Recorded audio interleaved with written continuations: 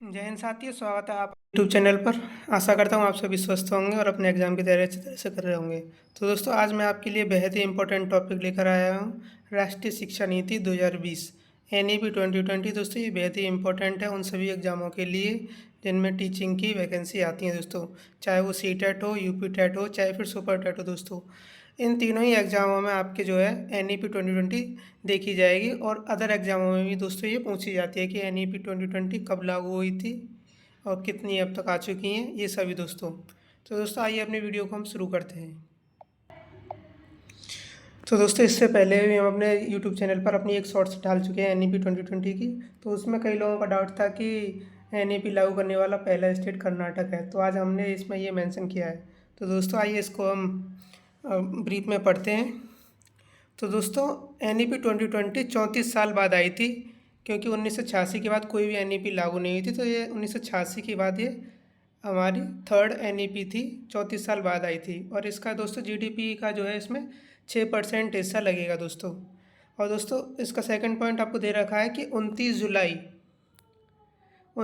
2020 को मानव संसाधन विकास मंत्री रमेश पोखरियाल निशंक द्वारा घोषणा की गई थी दोस्तों। और दोस्तों, MHRD ministry of human resource development का नाम बदलकर दोस्तों शिक्षा मंत्रालय कर दिया गया था दोस्तों। तो दोस्तों, इस समिति के जो अध्यक्ष थे दोस्तों, तो वो इसरो के प्रमुख रह चुके हैं। वो आपके कस्तूरी रंगन थे इसके अध्यक्ष।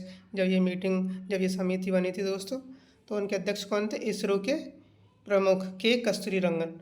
दोस्तों, पहली NEP आपकी आई थी 1968 में, ये इंदिरा गांधी की सरकार के समय में आई थी। और इसका जो सुझाव दिया था दोस्तों, कोठारी आयोग ने दिया था। ठीक है। इससे पहले दोस्तों, नेशनल एजुकेशन कमीशन की भी स्थापना हो चुकी है। वो 1964 से 1966 में रहा था दोस्तों, और 1968 में ये आपकी फर्स्ट NEP आ गई थी दोस्तों। नेक्स्ट देखिए दोस्तों, सेकंड NEP जो आई थी 1986 में आई थी, और वो राजीव गांधी की सरकार में आई थी। और इसका जो मॉडल था दोस्तों, वो 10+2 का मॉडल था। नेक्स्ट पॉइंट देखिए दोस्तों, ये आपका पॉइंट नंबर लेटेस्ट जो थर्ड NEP आई है T20 NEP। तो ये जो मॉडल था दोस्तों, ये 5+3+4 का मॉडल था दोस्तों। 5+3+3+4 का मॉडल है दोस्तों। और इससे पहले जो NEP आई थी उसके बदले में आई थी। और 1986 का जो मॉडल था वो 10+2 का था। उसमें दोस्तों 1 से 10 तक था पहले में, और दूसरे में जो 11 और 12 था, 11वीं और 12वीं क्लास दोस्तों। आइए दोस्तों, इस मॉडल को हम पढ़ते हैं कि इसमें क्या क्या दे रखा है दोस्तों। तो दोस्तों, इसमें जो 5 में जो आता है दोस्तों, वो आपके 3 साल आपके आंगनवाड़ी, प्री स्कूल और बालवाड़ी, और लास्ट के 2 सालों में आपकी कक्षा 1 और कक्षा 2 आएगी। और इसे दोस्तों हम फाउंडेशनल स्टेज बोलते हैं इसको। नेक्स्ट आता है दोस्तों 3 ईयर्स का। इसकी जो एज होती है दोस्तों, वो होती है 8 साल से 11 साल तक की। और इस स्टेज का नाम है दोस्तों प्रिपरेटरी स्टेज।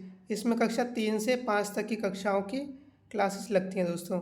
और नेक्स्ट है दोस्तों 3 मॉडल। ये आयु 11 से 14 वर्ष तक है, और ये कक्षा 6 से 8 तक के बच्चों के लिए है। और इस स्टेज को बोलेंगे दोस्तों मिडिल स्टेज। और लास्ट में दोस्तों 4 आपके सामने दे रखा है कि इसकी जो आयु है वो 14 वर्ष से 18 वर्ष तक की है। और कक्षा 9 से 12 को इसमें रखा गया है 4 सालों के लिए। और इस स्टेज का नाम दोस्तों सेकेंडरी स्टेज कहा गया है दोस्तों। नेक्स्ट आइए दोस्तों, नेक्स्ट पॉइंट आपके सामने है, कक्षा 5 तक मातृभाषा, स्थानीय भाषा या क्षेत्रीय भाषाओं का प्रयोग किया जाएगा दोस्तों पढ़ाने में। स्कूल जो है अपने क्षेत्र की भाषा, मातृभाषा या स्थानीय भाषा का प्रयोग करेगा। नेक्स्ट पॉइंट देखिए दोस्तों, MPhil को समाप्त कर दिया है, और 4 साल की स्नातक डिग्री के प्रोग्राम के बाद आप PhD दोस्तों कर सकते हैं। ये इसमें प्रावधान किया गया है दोस्तों। आगे देख सकते हैं दोस्तों आप। इस वीडियो को हम ज़्यादा लंबा नहीं करेंगे ताकि आपका टाइम वेस्ट ना हो।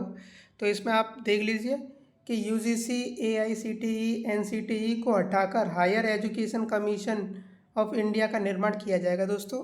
अभी इसका निर्माण नहीं किया गया, लेकिन प्रोसेस चल रही है दोस्तों।